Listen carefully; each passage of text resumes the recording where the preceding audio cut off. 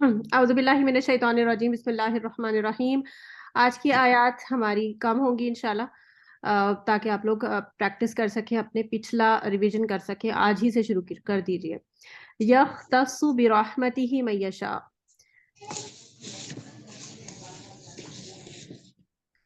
یعنی اللہ تعالیٰ خاص کر لیتا ہے جن کو اللہ تعالیٰ چاہتا ہے۔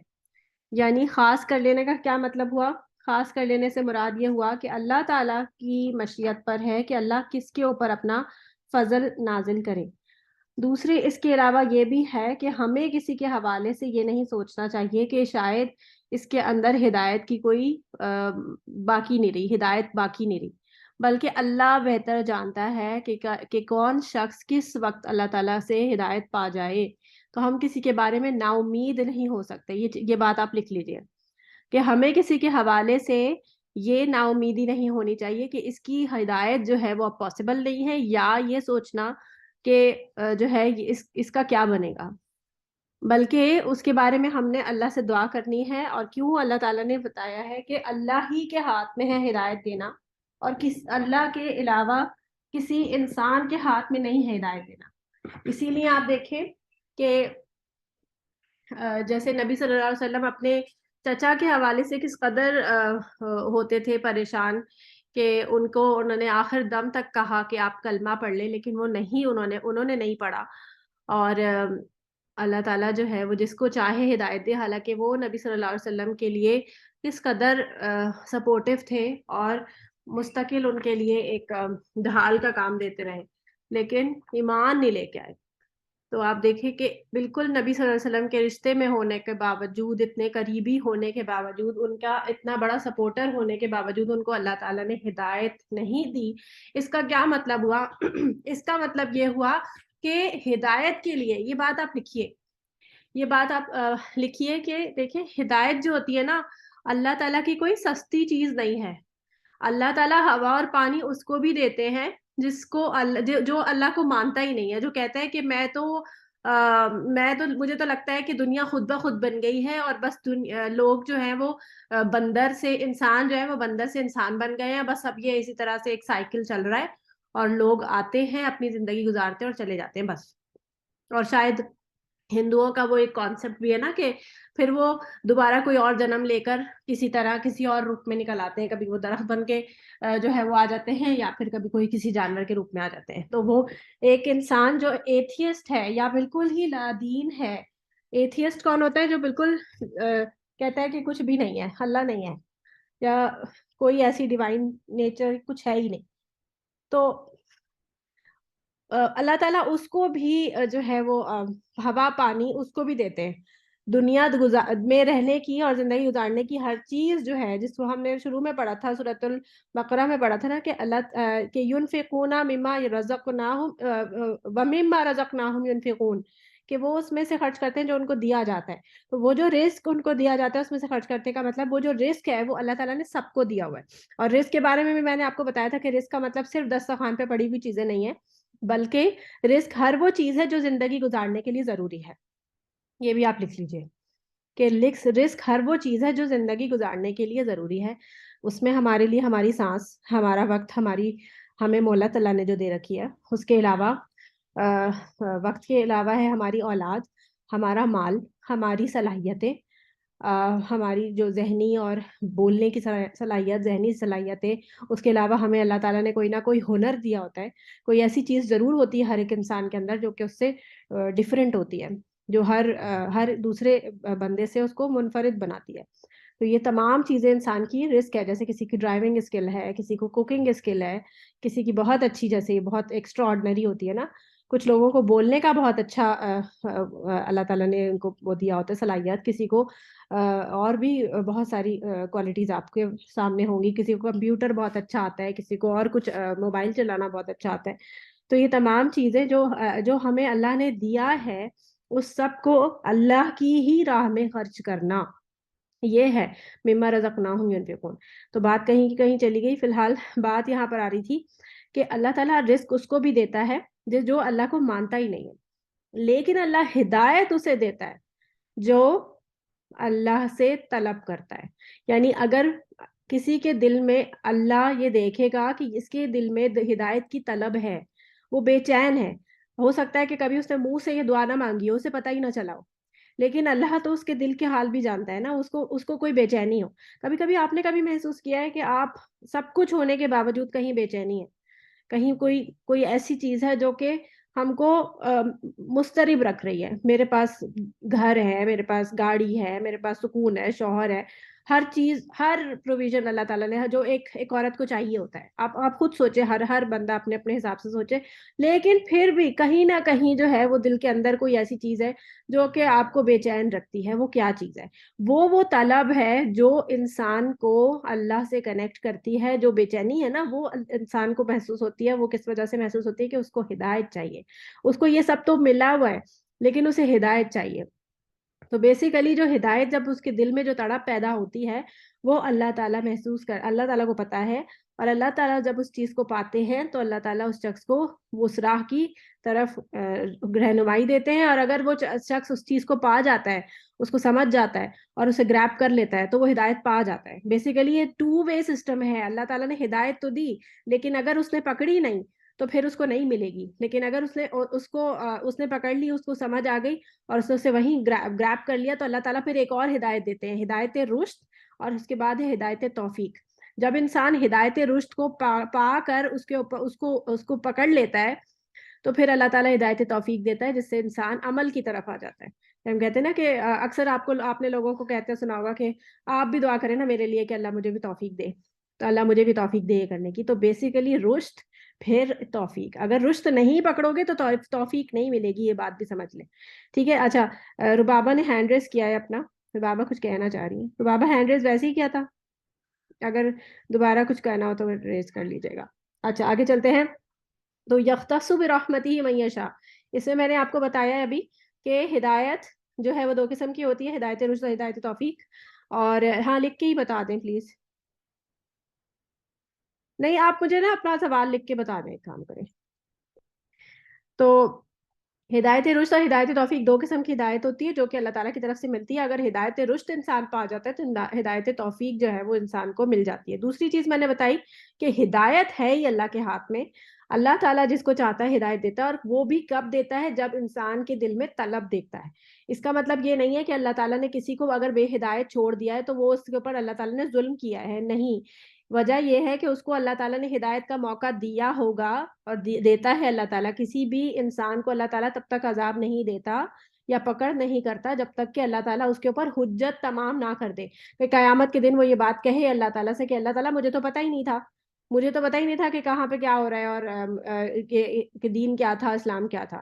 ہر شخص، چاہے وہ ہندو گھر میں پیدا ہوا ہے، چاہے وہ کسی بھی کہیں پہ بھی پیدا ہوا ہے، اس کے اندر اللہ تعالیٰ نے جو فرقان رکھا ہے وہ چیز اس کو اللہ سے کنیکٹ کرتی ہے، چاہے وہ کسی بھی مذہب کو ماننے والا ہو. یہ بات آپ نے سمجھ لینی ہے. تو ہو سکتا ہے کہ آپ کے آس پاس کچھ لوگ ایسے ہوں جو کہ بس ہدایت کو ڈھونڈ رہے ہوں، لیکن وہ اسی ایگزیکٹ پوائنٹ پر پہنچ نہیں پا رہے ہوں. ہو سکتا ہے آپ کی مدد سے پہنچ جائیں. تو اللہ تعالیٰ ان کو ہدایت دے دے. واللہ، اور اللہ، ذو الفضل، فضل والا ہے، العظیم، بہت بڑے. اللہ تعالیٰ کا یہ اللہ کا فضل ہے جو کہ انسان کے اوپر ہوتا ہے. تو انہوں نے کچھ لکھا ہے کہ ہدایت کی دعا کسی کے لیے مانگ سکتے ہیں، یا خود جب تک نہیں مانگیں گے نہیں ملے گی. آپ بالکل اس کے حق میں دعا کر سکتے ہیں. ہو سکتا ہے کہ وہ اس نہج پہ آ جائے، کیونکہ دعائیں تو قبول ہوتی ہیں نا لوگوں کے لیے. آپ بالکل دعا کر سکتے ہیں. اگر اس کے حق میں یا اس کے نصیب میں اللہ تعالیٰ نے ہدایت لکھی ہوگی تو کبھی نہ کبھی اسے مل ہی جائے گی. اگر کسی کو سمجھ نہیں آ رہا ہو کہ ہدایت مانگنی ہے مطلب اضطراب ہے لیکن نہیں پتا، دیکھیں اگر وہ اضطراب میں، وہی میں نے آپ کو بتایا نا کہ اگر اضطراب کی کیفیت بھی ہے نا، تو وہ چیز بھی اللہ تعالیٰ کی کو مل رہی ہے. یہ بات اللہ کو پتا ہے. بہت ساری دعائیں ایسی ہوتی ہیں آپ کی جو کہ آپ مانگتے بھی نہیں ہیں، لیکن آپ کی خواہشیں ہوتی ہیں جو کہ آپ کے دل کے اندر کہیں چھپی ہوتی ہیں. آپ کو خود بھی آئیڈیا نہیں ہوتا ان خواہشوں کا. تو اللہ تعالیٰ جب انہیں پورا کرتا ہے تو آپ ایک دم سے حیران ہوتے ہیں، ایک دم آپ پریشان، مطلب حیران ہی ہوتے ہیں کہ یہ کیا ہوا، یہ تو واقعی مجھے چاہیے تھا اور یہ مجھے مل گیا. تو یہ ہدایت بھی اسی طرح سے ایک چھپی ہوئی ایک کیفیت ہوتی ہے جو کہ انسان کو ایسے پتہ نہیں چل رہی ہوتی ہے، اس کی روح اندر سے ڈیمانڈ کر رہی ہوتی ہے. یہ چیز بھی ضروری ہے ہمیں سمجھنا کہ ہر چیز نا لاجیکلی ہم نہیں پرکھ سکتے نا. روح کی حقیقت جو ہے اس کو ہم لاجیکلی سائنس کے پیرامیٹرز پہ پرکھ نہیں سکتے.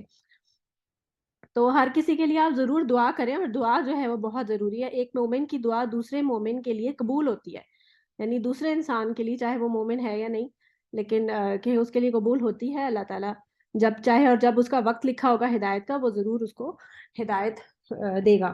ومن اہل الکتابی, اب اہل کتاب کا ایک اور پہلو آپ کے سامنے رکھا جا رہا ہے کہ اہل کتاب جو ہے وہ اور کیا کچھ کرتے ہیں, لیکن بات یہاں پر وہ ایک اور آ رہی ہے کہ ہر گروہ میں, یہ بات لکھ لیجیے, ہر گروہ میں اچھے برے لوگ ہوتے ہیں.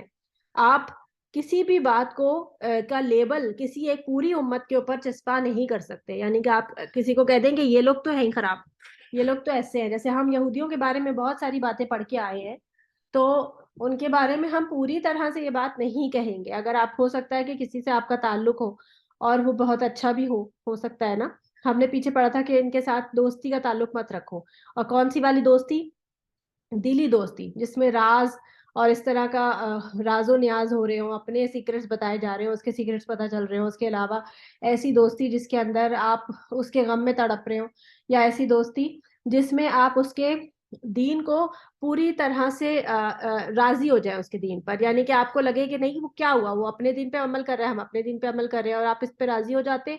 اور راضی ہونے کے بعد پھر آپ کیا کرتے ہیں, ایکسیپٹنس آنا شروع ہو جاتی ہے. پھر کیا ہوتا ہے کہ انسان ایٹ دا اینڈ کیا کرتا ہے کہ اس کے اندر اس کی جو بھی کوالٹیز ہیں یا جو بھی اس کے اثرات ہیں وہ اس کے اوپر پڑنا شروع ہو جاتے ہیں. کہ پھر انسان ہولی بھی منانا شروع کر دیتا ہے. انسان جو ہے وہ مسلمان جو ہے وہ ہولی منا رہے ہیں, کرسمس منا رہے ہیں, اور ایسٹر بنا رہے ہیں. سمجھ آ رہی ہے؟ تو یہ اس قسم کی دوستی سے منع کیا گیا ہے. لیکن یہ بھی نہیں کہا گیا کہ ان کے ساتھ کوئی معاملات نہیں کرو یا ان سے کٹ کے رہو, بلکہ یہ کہا گیا کہ ان کے ساتھ مدارات آپ کر سکتے ہیں, ان کے ساتھ آپ مواسات آپ کر سکتے ہیں.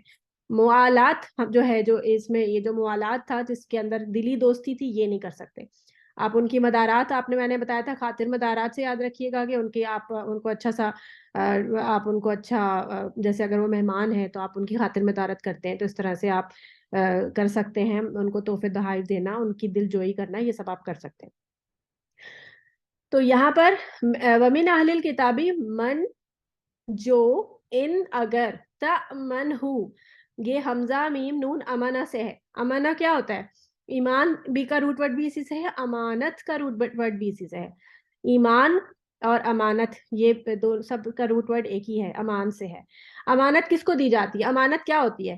یعنی کہ اگر کوئی شخص آپ میں سے کوئی مجھے اپنے پاس سے کوئی چیز دیتا ہے اور کہے کہ یہ میری کچھ پیسے ہیں یا میری جولری ہے, یہ آپ اپنے پاس امان میں رکھ لیں, تو میں اسے ایک امانت کے طور پہ رکھوں گی کہ یہ اس نے مجھے میری امان میں دی ہے, تو اب یہ میرے پاس سیف رہے گی. امان کا مطلب سیف, ٹھیک ہے؟ تو اس سے یہ آپ نے یاد رکھنا ہے. اور امان اور امن جو ہے, وہ امن کا مطلب کیا ہوتا ہے؟ پیس, سیف, اسی ورڈ سے یہ ورڈ. اور ایمان بھی اسی ورڈ سے ہے کہ ایمان والا جو ہوتا ہے اس کے اندر بھی سیفٹی اور پیس ہوتا ہے, کہ انسان کے ساتھ, کیونکہ آپ کو پتا ہے کہ مومنوں کو اللہ تعالیٰ نے کیا حکم دیا ہے کہ تم پر دوسرے مومن یا دوسرے انسان کی جو تم سے لڑتا نہیں ہے, تم سے جھگڑتا نہیں ہے, اس کی جان مال عزت اور جان مال عزت, یہ تمہارے اوپر کیا ہے؟ حرام ہے.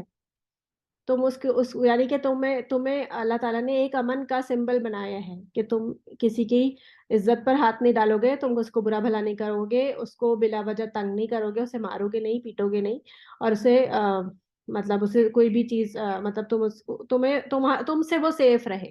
تو یہ بیسیکلی امن کا روٹ ورڈ یہاں سے آتا ہے, ٹھیک ہے؟ تو من ہو, آپ امانت دیں اسے, بقنطارن, یہ قنطار کا لفظ ہم نے پیچھے پڑھا تھا, زینا للناس حب الشہواتی.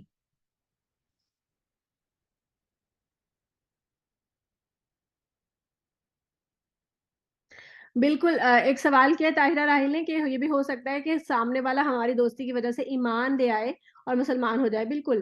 دیکھیے, مدارات اسی لیے کہا گیا کہ آپ اس کے ساتھ حسن سلوک کا معاملہ کریں گے, آپ اس کے ساتھ بہترین معاملہ کرتے جائیں گے, لیکن آپ نے بس اپنے دل کو قابو میں رکھنا ہے.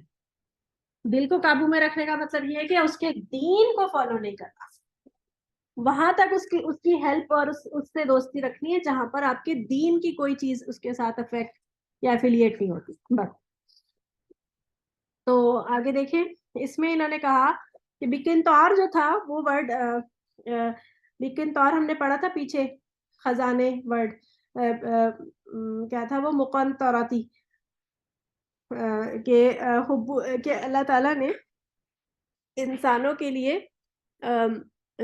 خواہشات کی محبت جو ہے وہ اس کے اندر ڈال دی ہے، اس کی محبت، خواہشات کی محبت، اس میں ہم نے یہ کنتار کا لفظ پڑھا تھا۔ تو ایک خزانہ، اگر تم اہل کتاب میں سے کسی کو ایک خزانہ دو، وہ ادا اگر تو، اور اہل کتاب میں سے کوئی ہے جو اگر آپ امانت دے اسے ایک خزانہ یعنی بہت زیادہ رقم، یؤدی ہی، وہ ادا کر دے گا اسے، حمزہ دال یا اس کا روٹ ورڈ ہے ادا، ادا سے، الہی کا طرف آپ کے، یعنی ایک خزانہ بھی اگر آپ اس کو دیں گے تو وہ آپ کو ادا کر دے گا، یعنی کچھ اچھے لوگ بھی ہیں اس کے اندر اہل کتاب میں، اور اہل کتاب میں یہاں مراد یہود اور نصارہ دونوں ہیں، لکھ لیجئے، یہاں اہل کتاب سے مراد یہود اور نصارہ دونوں ہیں۔ اور یہود کے بارے میں ہے کہ ان کے اندر بھی اچھے لوگ ہیں لیکن بہت کم، نصارہ میں بھی اچھے لوگ ہیں لیکن یہودیوں سے تھوڑے زیادہ، یعنی نصارہ میں اچھائی اور ایک نرمی کی جو کیفیت آپ محسوس کرتے ہیں وہ نصارہ میں زیادہ ہے بنسبت یہودیوں کے، ان کے اندر ایک سختی اور نافرمانی اور یہ زیادہ ایک جو خلش ہوتے، ایک جو وہ ہے نا، کیا کہتے ہیں، سرزنش، کیا کہتے ہیں، نہیں سرکشی، سرکشی یہ زیادہ ہے، ٹھیک ہے۔ تو وَمِنْ أَهْلِ الْكِتَابِ مَنْ إِنْ تَأْمَنْهُ بِقِنْطَارٍ يُؤَدِّهِ إِلَيْكَ، وہ تمہیں واپس کر دے گا، یعنی اگر وہ تمہارے مال کا امین بنے گا تو ہو سکتا ہے کہ وہ تمہارا خزانہ بھی واپس لوٹا دے۔ وَمِنْهُمْ، اور کوئی وہ بھی ہے، من جو ان اگر تأمنہ آپ امانت دے اسے بدینار، ایک دینار، لا یؤدیہ الیک، وہ تمہیں وہ نہیں وہ ادا کرے گا اسے طرف آپ کے، یعنی آپ کو دے گا واپس۔ آپ کون ہے یہاں پہ مراد نبی صلی اللہ علیہ وسلم ہے، اور ان کو یہ بات کہی جا رہی ہے، لیکن مخاطب ہم سبھی ہیں۔ الا مگر ما دمتا، جب تک آپ رہیں علیکا اس پر، قائمن کھڑے، یعنی کہ جب تک آپ اس کو پکڑ کے یعنی کھڑے رہیں اور تب واپس کرے گا، یعنی کہ اگر آپ اس کو دے کے ذرا سا آپ ہٹے تو وہ مکر جائے گا کہ آپ نے مجھے ایک دینار بھی نہیں دیا، یعنی کہ کہاں تو اچھائی کا عالم یہ بھی ہے کہ ایک خزانہ بھی اگر آپ اس کو دے دیں تو وہ واپس کر دے گا، اور کہاں برائی کا عالم یہ ہے کہ ایک دینار کو بھی جو ہے وہ آپ کو واپس نہیں کرے گا۔ اور وجہ کیا ہے اس کی؟ وجہ یہ ہے کہ ذالک بانہم قالوا، کہ یہ بوجہ اس کے کہ وہ کہتے ہیں، لیسا علینا، نہیں ہے ہم پر، فی الامیین سبیل، کہ امیوں کے بارے میں ہم سے کوئی سبیل کا معنی کوئی راستہ، کوئی مواخذہ نہیں ہے، یعنی ہم سے نہیں پوچھا جائے گا۔ امی کون لوگ تھے؟ حمزہ میم کس کا روٹ ورڈ ہے، اور اس کا مطلب میں نے پہلے بھی بتایا تھا، پھر بتا دیتی ہوں، کہ وہ شخص جس کی تعلیم اور تربیت کا جو دار و مدار ہے وہ صرف اس کی ماں ہو، اور وہ کسی مدرسے میں جا کے باقاعدہ نہیں پڑھا ہو، اس کو امی کہتے ہیں۔ تو ان کا یہ خیال تھا، کیونکہ میں نے آپ کو بتایا تھا کہ جب یہ آئے تھے مدینہ میں، یہ موسٹلی یہود تھے، اب یہاں سے یہود صرف مخصوص ہو گئے یہود یہاں سے، یہاں سے ذالک بانہم سے، کہ انہوں نے کہا کہ امی جب یہ آئے تھے نا مدینہ میں تو یہ اپنے آپ کو بہت زیادہ اونچی چیز سمجھتے تھے، کیونکہ یہ اہل کتاب تھے، ان کے پاس الہامی کتاب تھی، ان کے یہ نبیوں کی اولاد تھے، تو ان کو یہی تھا کہ ہم بہت زیادہ پہنچی ہوئی بڑی چیز ہے۔ اور جب ان سے یہ اوس و خزرج کے لوگ لڑتے وغیرہ تھے تو ان سے کہتے تھے کہ یہ تو امی لوگ ہیں، انہیں کچھ نہیں آتا، انہیں کچھ نہیں پتا، اور اسی لیے جان کر ان کے سامنے دعائیں بھی مانگا کرتے تھے کہ اللہ کرے کہ ہمارا آخری نبی آئے جلدی اور ہم ان کے ساتھ مل کر ان کو ہرائیں، اور پھر جو ہے وہ ہم پھر سے ان کے اوپر ایک فاتح قوم کی طرح ہو جائے۔ تو اس لیے ان کا یہ ماننا تھا کہ جو امی لوگ ہیں یہ ایک طرح سے بس انسان نما کچھ حیوان ہیں جن کے بارے میں ہم سے کوئی مواخذہ نہیں ہوگا۔ ہاں اگر بنی اسرائیل کے کسی بندے سے ہم نے کوئی چیز لی اور اس کی امانت میں ہم نے خیانت کی تو پھر یہ بات جو ہے وہ ہم سے پوچھی جائے گی۔ تو یہ چیز جو انہوں نے اپنے اندر وہ کر لی تھی اپنے دین میں شامل، یہ چیز تورات میں نہیں تھی، اور یہ ان کے علماء نے خود سے یہ باتیں گھڑ کر اپنی عوام کو بتا رکھی تھی۔ اور عوام کو آپ کو پتہ ہے کہ عوام جو ہے وہ اس کے پاس اصل کتاب تک رسائی نہیں تھی، اسی وجہ سے وہ جو باتیں علماء بتاتے تھے وہ باتیں ان کو ایکسیپٹ کرنی پڑتی تھی. وَيَقُولُونَ اور وہ کہتے ہیں علی اللہ اللہ پر الکذیبہ جھوٹ وہم یعلمون اور حالانکہ وہ یہ بات جانتے ہیں. یہاں واؤ جو ہے دیکھیں واؤ کبھی اور کے معنی میں آتا ہے اور کبھی حالانکہ کے معنی میں، یعنی واؤ حالیہ کہلاتا ہے یہ. اور یہ کب اس طرح سے ہوتا ہے جب پیچھے کی بات جو ہے وہ کنیکٹڈ ہوتی ہے اور اس کا حال بیان کر رہی ہوتی ہے. یہ تھوڑا سا گرامر کے حوالے سے تھا، اس وجہ سے آپ دیکھتے ہیں کہ واؤ کا معنی جو ہے وہ حالانکہ اور اس طرح سے کیا جاتا ہے. یعنی کہ وہ یہ بات کہتے ہیں اس حال میں کہ وہ جانتے ہیں، اس حال میں وہ یہ بات کہتے ہیں جبکہ انہیں معلوم ہے. اس طرح سے اس کا معنی بنتا ہے. تو کوئی کوشچن آیا ہوا ہے؟ ایسی محفل ہوتی ہے جن کا شریعت کا کوئی تعلق نہیں ہوتا، لیکن اگر کوئی اس محفل میں انوائٹ کرے تو کیا کرے؟ اس انسان سے دوستی بھی ہو. شریعت سے کوئی تعلق نہیں ہوتا مطلب اگر وہ ویسی کسی پارٹی میں بلاتا ہے تو آپ جا سکتے ہیں. اہل کتاب کا کھانا آپ کے اوپر حرام نہیں ہے، حلال ہے، الا یہ کہ وہ کوئی حرام چیز کھا رہا ہو یا کھلا رہا ہو.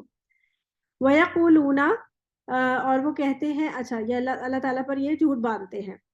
پھر اللہ تعالیٰ آگے فرما رہے ہیں بلا کیوں نہیں، من جس نے اوفا پورا کیا بیاہدی اپنے عہد کو، واتقا اور تقوی کیا، فإن اللہ تو بے شک اللہ یحب محبت رکھتا ہے المتقین متقی لوگوں سے.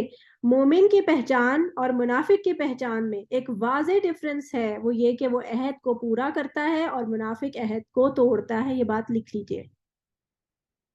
مومن جو ہے وہ وعدہ خلاف نہیں ہوتا، منافق وعدہ خلاف ہوتا ہے. منافق جب وعدہ کرتا ہے اسے توڑتا ہے. تو یہ بات ہم سمجھ لیں کہ ہمیں اس بارڈر لائن کو کراس کرنے کے لیے اپنے وعدے پورے کرنے ہوں گے. ابھی ہم پوری طرح سے مومن والی کیٹیگری میں نہیں ہیں.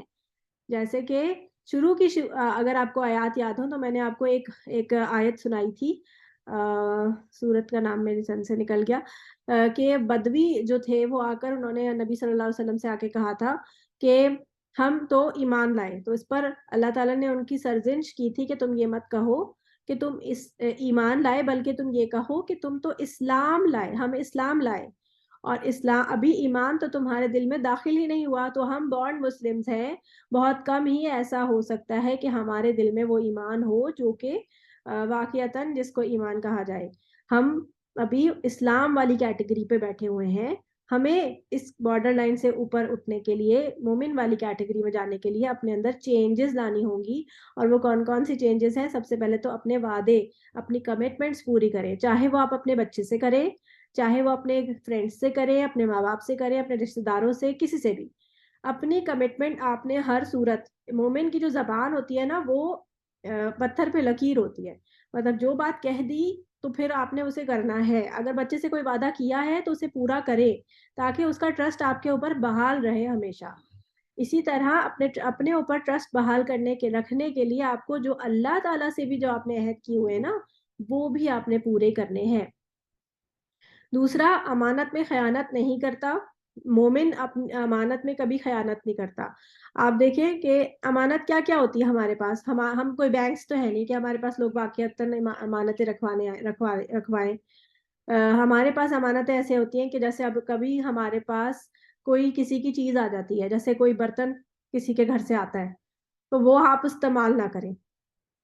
جیسے کسی نے کوئی چیز بھیجی اپنے برتن میں تو آپ نے اسے دھو کر آپ فوراً واپس نہیں بھی کر رہے اگر تو آپ اس کو استعمال میں نہ لائیں، بلکہ آپ بلکہ کوشش تو کریں کہ آپ اسے فوراً ہی لوٹا دیں، اس سے پہلے کہ وہ خراب ہو جائے یا ٹوٹ ٹاٹ جائے یا کچھ. تو وہ آپ کے اوپر اس کی امانت ہے. اس نے آپ کو وہ استعمال کرنے کے لیے نہیں دیا، آپ نے بس آپ کو وہ چیز دی ہے جو اس کے اندر موجود ہے. اس کے علاوہ آپ کے پاس، آپ آفس میں جاب کرتے ہیں آپ، تو وہاں پر جو بھی چیزیں اسٹیشنریز اور چیزیں ہوتی ہیں اکثر کیا کرتے ہیں لوگ اٹھا کے گھر لے آتے ہیں. تو یہ سب چیزیں جو ہے وہ جائز نہیں ہے، یہ امانت میں خیانت ہے.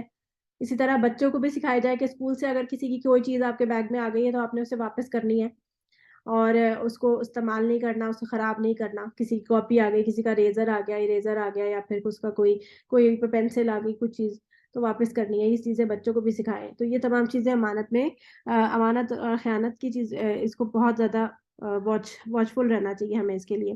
دوسری چیز وعدہ جو ہے اس کے لیے. تیسری چیز مومن کبھی جھوٹ نہیں بولتا. یہ آپ نے لکھنا ہے 3 چیزیں جو کہ منافق میں تو پاسبل ہیں لیکن مومن میں نہیں ہوتی.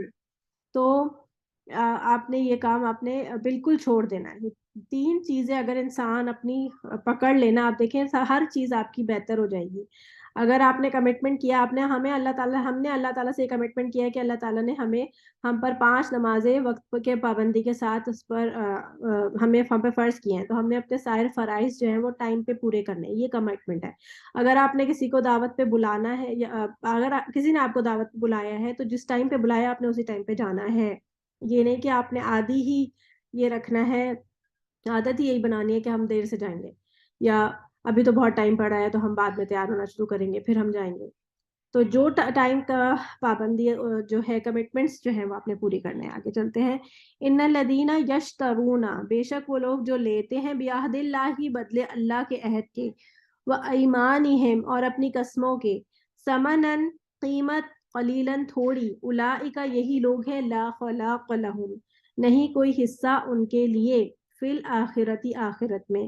آپ دیکھیں عہد جو ہے وہ اس کی کمٹمنٹس کے بارے میں اس قدر سخت بات اللہ تعالیٰ نے کہی کہ اپنی کمٹمنٹس کو پورا کرو, اور اپنی قسموں کو بھی. اور قسم کیا ہے, اپنی قسموں کے بدلے لے لیتے ہیں, آخرت بیچ دیتے ہیں. یعنی کہ اس کا مطلب ہوا, اس کا کیا مطلب ہوا کہ جیسے آپ دیکھتے ہیں کہ آپ کبھی بازار جاتے ہیں اور کوئی شخص آپ کو اپنا کپڑا وغیرہ آپ خریدنے جاتے ہیں, اور آپ کہتے ہیں کہ فلاں جگہ تو اتنے کا مل رہا ہے اور آپ اتنے کا دے رہے ہیں.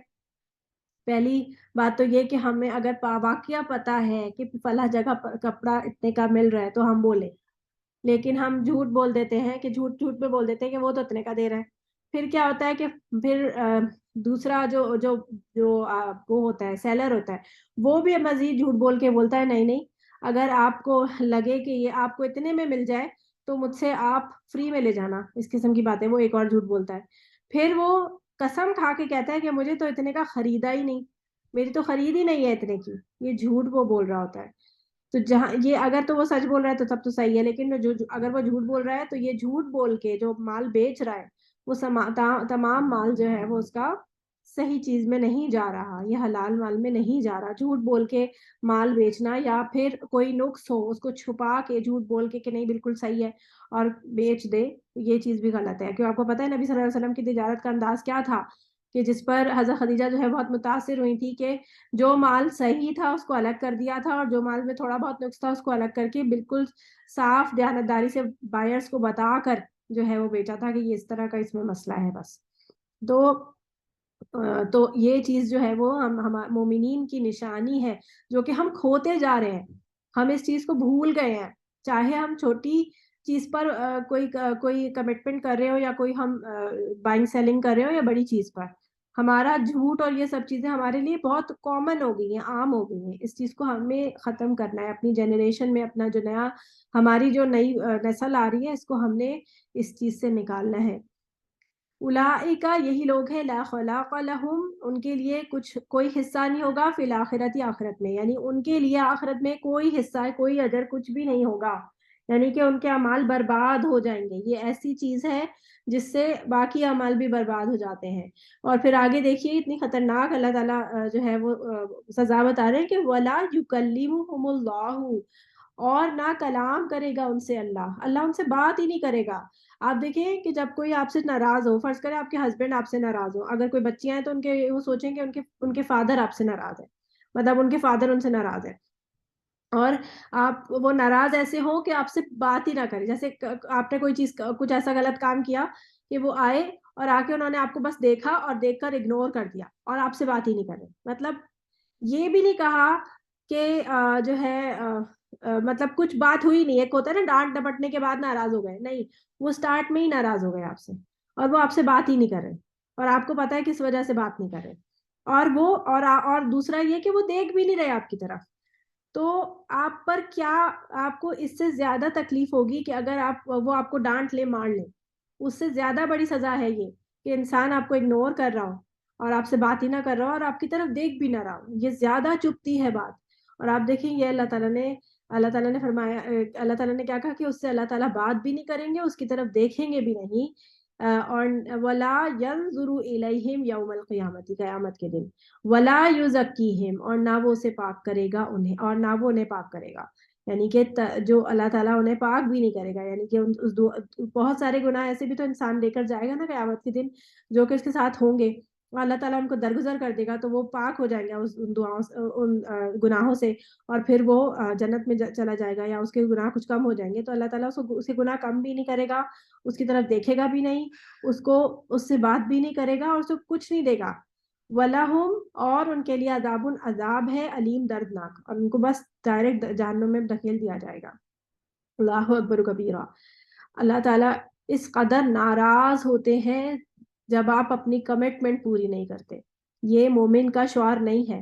اسی لیے میں نے بہت دیر اس بات پہ لگائی ہے کہ اس چیز کو ہم نے بہت زیادہ فار گرانٹیڈ لے لیا ہوتا ہے کہ جب ہم کسی سے ہم کوئی کمٹمنٹ کریں، الا یہ کہ آپ کوئی بھول جائیں، وہ ایک کبھی کبھار کی بات الگ ہوتی ہے، وہ انسان بھول چوک جو ہے وہ تو معاف ہے، لیکن ایک عادت بنا لینا انسان کا ایک شیوا بنا لیتے ہیں نا لوگ۔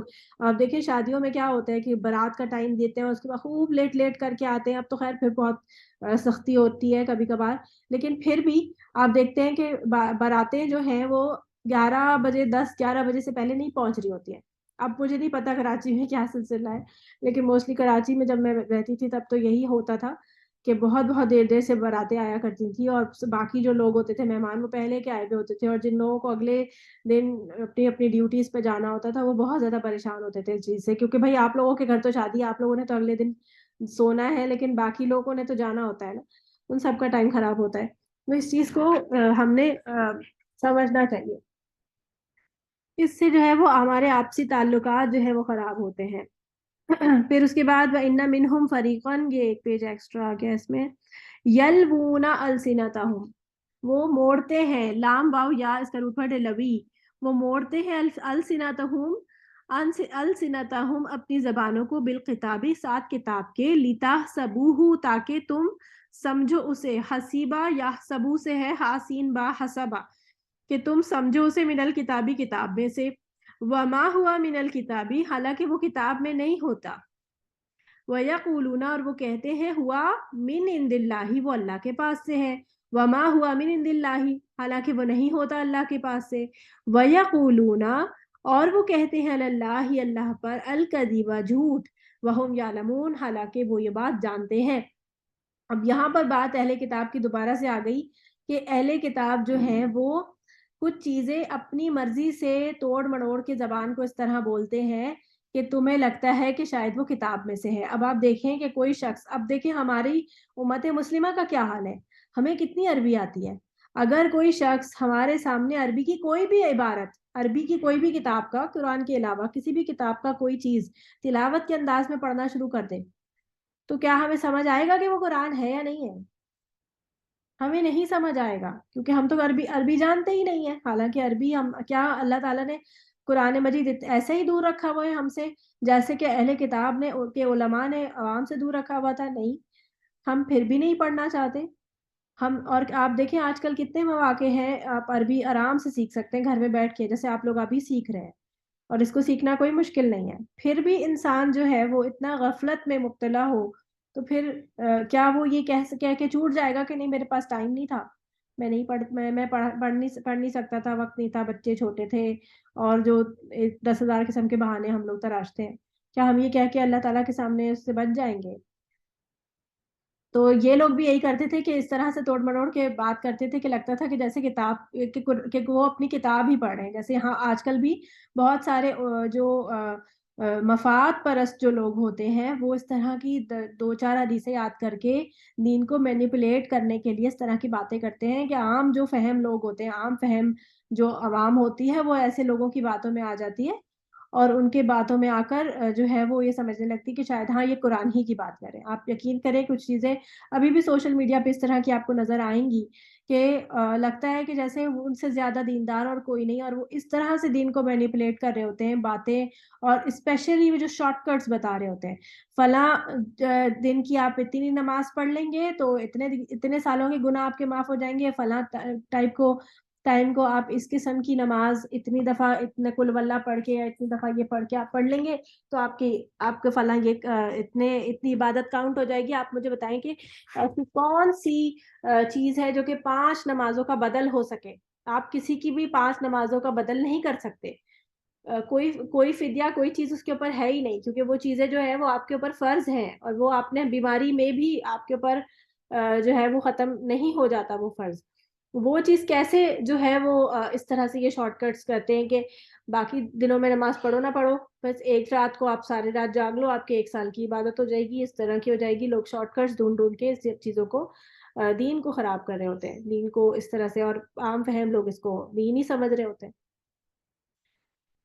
تو یہ بھی علماء جو ان کے آپ دیکھیں کہ نبی صلی اللہ علیہ وسلم نے یہ بات کہی تھی اپنے کہ میں اپنی قوم سے اس بات سے ڈرتا ہوں کہ جو باتیں جو پچھلی اقوام میں تھیں وہی ساری باتیں ان لوگوں کے اندر بھی یعنی میری امت میں بھی آ جائیں گی. مفہوم بتا رہی ہوں میں حدیث کا کہ جیسے وہ اگر جس طرح سے ایک جوتا دوسرے جوتے کے مشابہ ہوتا ہے بالکل ایسے, اور اگر وہ گو کے بل میں گھسیں گے وہ تم گو کے بل میں بھی گھسو گے, مطلب جو جیسا وہ کریں گے بالکل ویسے کا ویسا تم لوگ بھی کرو گے. اور یہاں آپ دیکھیں کہ ایسا کا ویسا ہی ہم ہر کام میں ان کو فالو کر رہے ہیں. جو برائیاں ان کے اندر تھیں وہ برائیاں سب ہمارے اندر آ گئی ہیں, ہمارے علماء میں بھی آ گئی ہیں, ہمارے عوام میں بھی اس قسم کی باتیں آ گئی ہیں. ہم جھوٹ کو کوئی بری چیز نہیں سمجھتے, ہم وعدہ خلافی کوئی برا نہیں سمجھتے, ہم دوسرے کے ٹائم کو بہت ہلکا سمجھتے ہیں کہ دوسرے کا ٹائم بہت فارغ ہے وہ, اور ہم جو ہے بس ہم اپنے آپ کو بہت امپورٹنٹ اور برتر سمجھتے ہیں کہ ہم تو امت محمدی ہیں اور ہم تو بہت اللہ کے چہیتے ہیں اور جنت تو ہمارا ہی گھر ہے. یہ سارے کانسیپٹ ہمارے اندر بھی ہے موجود. تو ہمیں ان سب چیزوں سے نکلنے کی ضرورت ہے, اپنے آپ کو پہچاننے کی ضرورت ہے کہ ہم کہاں پہ کھڑے ہیں, ہم کیا کر رہے ہیں, ہم واقعتاً اللہ کو خوش کر رہے ہیں یا نہیں کر رہے ہیں. کل میں ایک آڈیو سن رہی تھی, ایک کسی کی کوئی فارورڈ آئی تھی, کوئی صاحب تھے بہت اچھا انہوں نے بولا, اور انہوں نے یہی کہا کہ بھائی جب آپ کے اوپر جو بھی مصیبتیں آتی ہیں نا, جیسے کہ ابھی پاکستان پہ بہت سخت ایک وقت ہے اور جو بھی حالات ہیں, تو آپ یہ دیکھیں کہ ہم نے اللہ کو اتنا اس قدر ناراض کیا ہوا ہے کہ اللہ تعالیٰ اس وقت ہماری دعائیں نہیں سن رہے. جب ہماری دعائیں قبول ہونا بند ہو جاتی ہیں تو ہمیں اپنے اندر دیکھنے کی ضرورت ہوتی ہے.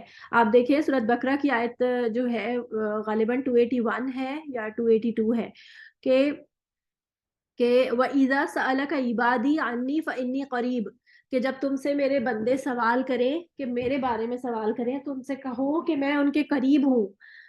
اور انہیں یہ چاہیے کہ اور نہیں وَإِذَا سَأَلَكَ عِبَادِي عَنِّي فَإِنِّي قَرِيبٌ أُجِيبُ دَعْوَةَ الدَّاعِي إِذَا دَعَانِ, میں جواب دیتا ہوں دعائیں کرنے والے کی دعاؤں کا. أُجِيبُ دَعْوَةَ الدَّاعِي إِذَا دَعَانِ فَلْيَسْتَجِيبُوا لِي وَلْيُؤْمِنُوا بِي. اب دعا کی قبولیت کے لیے ضروری ہے فَلْيَسْتَجِيبُوا لِي, وہ بھی میری بات کا جواب دیں, وَلْيُؤْمِنُوا بِي, اور وہ مجھ پر ایمان لائے, لعلہم یرشدون, تاکہ انہیں رشد حاصل ہو جائے, یعنی یہ ہدایت رشد مل جائے. جوائن کر لیجیے گا میٹنگ دوبارہ سے.